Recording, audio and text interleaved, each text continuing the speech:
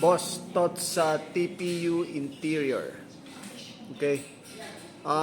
Konting kaalaman sa TPU interior. Hindi siya katulad ng rubber na karaniwan natin, na conventional natin ginagamit dito sa Pilipinas.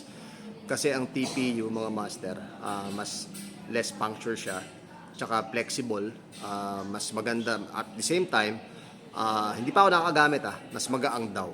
Mas magaang daw. At kung hindi ako nagkakamali, most of the production company, mga manufacturer na sumali sa Tour de France 2023, ang gamit na nila is TPU.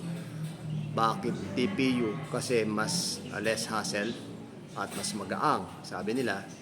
Tapos, at ang kagandahan nun, kaya lang kasi hindi dati ginagamit yan sa mga race. Wala pa siyang pang repair. Ngayon repairable na siya. Okay, hindi katulad ng mga dito sa atin, yung mga inner tube na conventional, may pang repair. Since nagawa na nila, edi mas okay.